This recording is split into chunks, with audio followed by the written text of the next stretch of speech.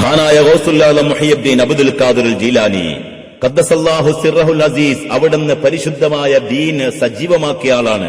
ഒരു കാലത്ത് ഭൂമി ലോകത്ത് തന്നെ ദീൻ അസ്തമിച്ചു പോകുന്ന സാഹചര്യമുണ്ടായപ്പോൾ പരിശുദ്ധമായ ബഗ്ദാദ് കേന്ദ്രീകരിച്ചുകൊണ്ട് ഗൗസുൽ ആലം മുഹയ്യിദ്ദീൻ അബ്ദുൽ ഖാദിർ ജീലാനി ഖദ്ദസല്ലാഹു സിർറഹുൽ അസീസ് തങ്ങളുടെ കൃത്യമായ ഇടപെടൽ ശക്തമായ രൂപത്തിൽ സ്വാധീനമുണ്ടാക്കുകയും പരിശുദ്ധമായ ഇസ്ലാം നഷ്ടപ്പെട്ടു പോകുന്ന സാഹചര്യത്തിൽ നിന്നും വീണ്ടും പുനർജനിക്കുകയും പരിശുദ്ധമായ ദീൻ ഇവിടെ ശക്തമായ രൂപത്തിൽ തന്നെ സജീവമാവുകയും ചെയ്തിട്ടുണ്ട്. അതുകൊണ്ടാണ് ഗൗസുൽ ആലം തങ്ങൾക്ക് മുഹ്യിദ്ദീൻ, ദീനിനെ ജീവിപ്പിച്ച വ്യക്തി എന്ന പേര് കിട്ടിയത്.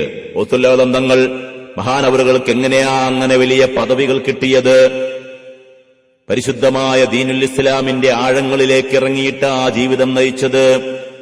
മഹാനായ സ്വലാഹുദ്ദീൻ അയ്യൂബിയെ കുറിച്ച് അറിയുമല്ലോ സഹോദരങ്ങളെ.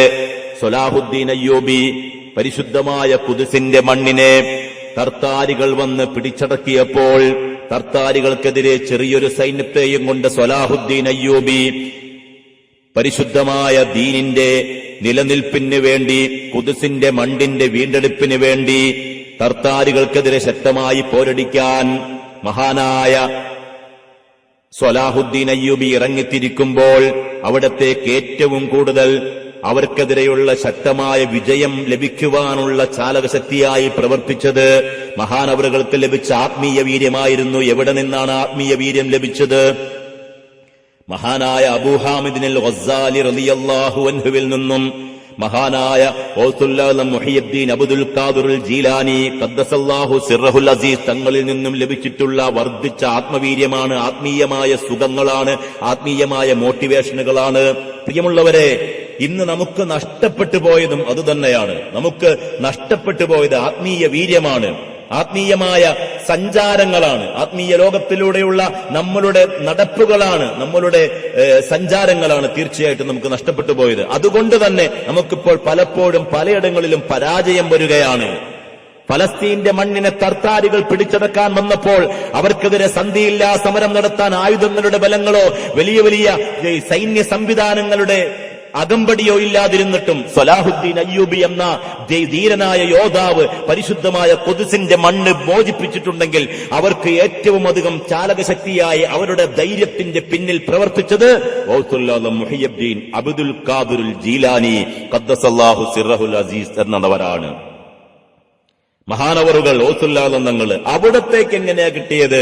അവിടുന്ന് ഈ ഭൗതിക ലോകത്തെയും ഭൗതിക ലോകത്തോടുള്ള പ്രമത്തെയും എല്ലാം ഒഴിവാക്കിക്കൊണ്ട് പാരത്രിക ലോക ജീവിതമാണ് യഥാർത്ഥ ജീവിതമെന്ന് കൃത്യമായി പഠിച്ചു, മനസ്സിലാക്കി.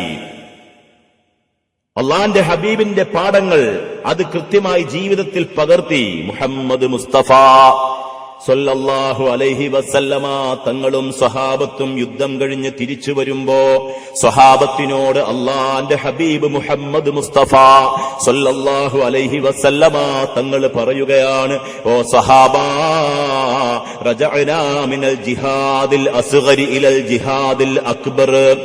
സ്വഹാബത്തെ, നമ്മൾ ചെറിയ ജിഹാദിൽ നിന്നും, ചെറിയ യുദ്ധത്തിൽ നിന്നും വലിയ യുദ്ധത്തിലേക്ക് കടക്കുകയാണ്. സ്വഹാബത്ത് അത്ഭുതത്തോടെ ചോദിക്കുകയാണ്, ഏതാണ് നബിയെ ഇനി വലിയ യുദ്ധം? വാളും പരിചയമെടുത്തുകൊണ്ട് രക്തം ചീന്തിക്കൊണ്ട് ശത്രുവിന്റെ മുന്നിലേക്ക് ഇറങ്ങിയിട്ട് പലപ്പോഴും ശത്രുവിന്റെ വാളിന്റെ മുന്നിൽ ഇരയാകേണ്ട സാഹചര്യം വരുമ്പോഴും അതിനെയെല്ലാം ആത്മധൈര്യം കൊണ്ട് അതിനെയെല്ലാം തരണം ചെയ്തുകൊണ്ട് പരിശുദ്ധമായ ദീനുൽ ഇസ്ലാമിന് വേണ്ടി ശരീരം കൊടുത്ത്, രക്തം കൊടുത്ത്, സമ്പത്ത് കൊടുത്ത് വരുന്ന സ്വഹാബത്തിനോട് അള്ളാന്റെ ഹബീബ് പറയുന്ന വാക്കുകൾ സ്വഹാബത്തിന് അത്ഭുതപ്പെടുത്തുകയാണ്. ഓ സ്വഹാബാ, റജഅനാ മിനൽ ജിഹാദിൽ അസ്ഗരി ഇലൽ ജിഹാദിൽ അക്ബർ. നാം ഇതാ മടങ്ങുകയാണ്, ചെറിയ യുദ്ധത്തിൽ നിന്നും വലിയ യുദ്ധത്തിലേക്ക് മടങ്ങുകയാണ്. സ്വഹാബ, അള്ളാന്റെ ഹബീബ്, എന്താണ് ഇനി വലിയ യുദ്ധമെന്ന് ചോദിക്കുമ്പോ ഹബീബായ തങ്ങൾ പറയുകയാ, സ്വഹാബത്തെ, ജിഹാദുൽ അസ്ഗർ, ജിഹാദുൽ അക്ബർ എന്നാൽ വലിയ യുദ്ധമെന്നാൽ ജിഹാദുൻ നഫ്സി, ശരീരത്തോട് ശരീരത്തോടുള്ള യുദ്ധമാണ്. ശരീരം തിന്മയിലേക്ക് മനുഷ്യനെ മോട്ടിവേറ്റ് ചെയ്തുകൊണ്ടിരിക്കും, മനുഷ്യനെ വശീകരിച്ചുകൊണ്ടിരിക്കും. തിന്മ ചെയ്യാൻ ഈ ഭൗതികമായ ലോകത്തിന്റെ സുഖങ്ങളും ഭൗതികമായ ലോകത്തിന്റെ സംവിധാനങ്ങളും ഉപയോഗപ്പെടുത്തി ആത്മീയ ലോകത്തേക്കുള്ള സഞ്ചാരങ്ങളെ മുഴുവൻ മറപ്പിക്കുന്ന രൂപത്തിൽ ശരീരം പ്രവർത്തിക്കും. മഹാനായ ഭൂസൂരിതങ്ങൾ പറഞ്ഞതുപോലെ വഖാലിഫിൻ നഫ്സ വശൈത്വാന വഅസിഹിമാ വഇൻഹുമാ മഹ്ളാകൻ നുസ്ഹ ഫത്തഹിമി. നീ ശൈത്വാനോടും പിശാചിനോടും നിന്റെ ശരീരത്തോടും എതിരായി കൊള്ളണം.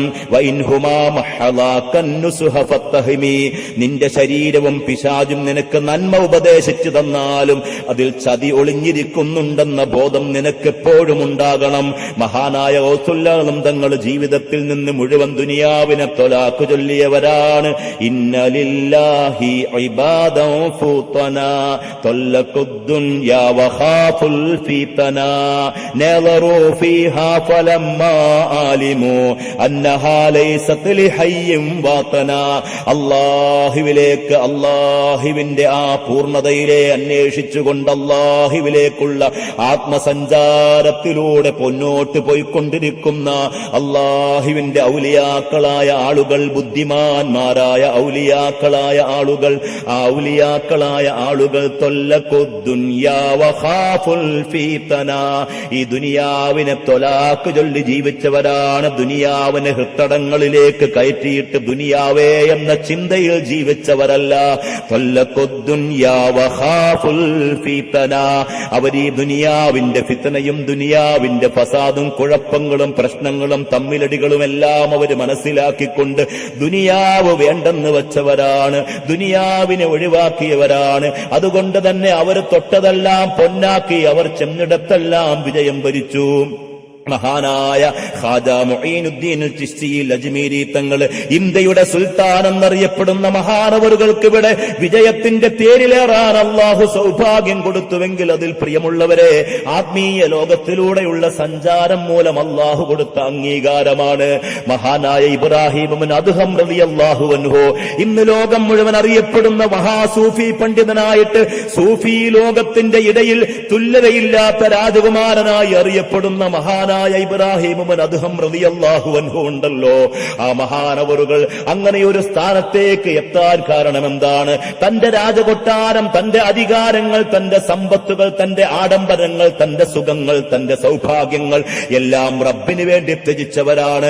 എന്റെ റബ്ബ് മതി എനിക്ക് ഈ പ്രപഞ്ചത്തിന്റെ മുഴുവൻ അധികാരത്തിന്റെ ചെങ്കോല് പിടിച്ചിരിക്കുന്ന അനന്തവിശാലമായ വിഹായുസിനെ സൃഷ്ടിച്ച, ആ വിഹായുസിൽ അനന്ത കോടി നക്ഷത്രങ്ങളെ സൃഷ്ടിച്ച, പച്ചപ്പട്ട് പോലെ പ്രവിശാലമായ ഈ ഭൂമിയെ സൃഷ്ടിച്ച, ഈ ഭൂമിയിൽ അങ്ങിങ്ങോളമായി അമ്പിളിമാമനെ തൊട്ടുമുത്തം കൊടുക്കാൻ ഒരുമ്പെട്ട് നിൽക്കുന്ന പർവ്വതങ്ങളെ സൃഷ്ടിച്ച, എല്ലാത്തിനെയും സൃഷ്ടിച്ച ആവശ്യമെന്ന് കാണുമ്പോ സർവ്വതിനെയും സംഹരിച്ചു കളയുന്ന അല്ലാഹു റബ്ബുൽ ഇസ്സത്ത് മതിയെന്ന ഉറപ്പ് ഹൃദയത്തിലങ്ങ് നിറച്ചു വച്ചുകൊണ്ട് തന്റെ കൊട്ടാരം വിട്ട് കൊട്ടാരത്തിന്റെ മട്ടുപ്പാവും കൊട്ടാരവും സംവിധാനങ്ങളും പടയാളികളും തന്റെ ചുറ്റുമുള്ള തോഴന്മാരെയും തോഴികളെയും എല്ലാം വലിച്ചെറിഞ്ഞുകൊണ്ട് അല്ലാഹുവിലേക്കുള്ള സഞ്ചാരം, ആ അല്ലാഹുവിലേക്കുള്ള സഞ്ചാരമാണ് മഹാനായ ഇബ്രാഹിമിനു അദ്ഹം ഇന്ന് ആത്മീയ ലോകത്തിലെ രാജകുമാരനായി അറിയപ്പെടാൻ കാരണം. അവസാന സമയങ്ങളിൽ മഹാനവറുകൾ ഒരു കടലിന്റെ തീരത്ത് കിടന്നുറങ്ങുകയാ.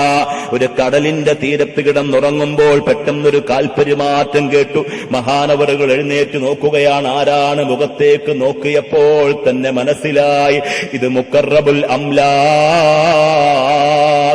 മലക്ക് ജിബ്രീൽ അലൈഹിസ്സലാത്തു വസ്സലാമ, അള്ളാന്റെ ഹബീബിനെയും കൊണ്ട് പ്രസിദ്ധമായ യാത്ര ആകാശ ആരോഹണം നടത്തിയ മഹാമലക്കാണ്. 3 പ്രകാശങ്ങൾ, ഒന്ന് അള്ളാന്റെ റസൂലാകുന്ന പ്രകാശം, അതിനോടൊപ്പം കൂടെ ഗൈഡായിട്ടുള്ളത് രണ്ടാമത്തത് പ്രകാശം ജിബ്രീൽ അലൈഹിസ്സലാം, മൂന്നാമത് നൂറുൻ അലാ നൂർ, നൂറിന്റെ മേൽ നൂറായ റബ്ബിനെ കാണാൻ പോകുന്നു.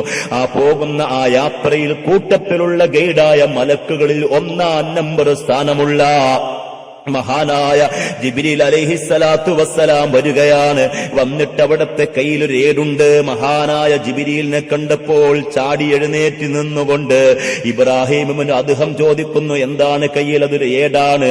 ആ ഏടിൽ അള്ളാഹു ഇഷ്ടപ്പെട്ട ദാസന്മാരുടെ പേരുണ്ട്. മഹാനായ ജിബ്രീൽ അലൈഹിസ്സലാം പറഞ്ഞപ്പോൾ ഇബ്രാഹിം ഇബ്നു അദ്ഹം റളിയല്ലാഹു അൻഹു ആ സമയത്ത് ചോദിക്കുകയാണ്, ആ ഏടിൽ എനിക്ക് എന്റെ പേരും എഴുതാൻ റബ്ബിനോട് പറയുമോ എന്ന് ചോദിക്കുന്ന സമയത്ത് മഹാനായ ഇബ്രാഹിം ഇബ്നു അദ്ഹം റളിയല്ലാഹു അൻഹുവിനോട് ജിബ്രീൽ അലൈഹിസ്സലാം പറയുകയാണ്, പ്രിയമുള്ള ഇബ്രാഹിം, ഇത് അല്ലാഹുവിന്റെ തീരുമാനമുള്ള ആളുകൾ മാത്രമാണ് ഇതിൽ എഴുതുക. ആ സമയത്താണ് ഒരു അശരീരി ആകാശത്തു നിന്നും കേൾക്കുന്നത്, ഓ ജിബ്രീൽ, ഇതിൽ അല്ലാഹു തആല ഈ ഏടിൽ ഒന്നാം സ്ഥാനത്ത് ഇബ്രാഹിമിന്റെ പേരാണ് എഴുതിയിരിക്കുന്നത്.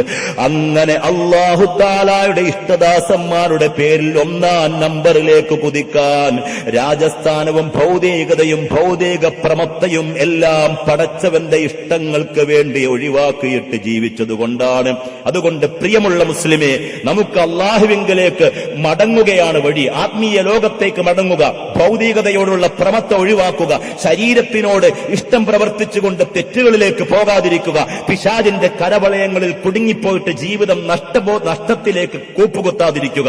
അതിനുവേണ്ടി പ്രയത്നിക്കണം. അല്ലാഹുവേ, ഞങ്ങൾക്കതിന് ഭാഗ്യം നൽകണം റഹ്മാനെ.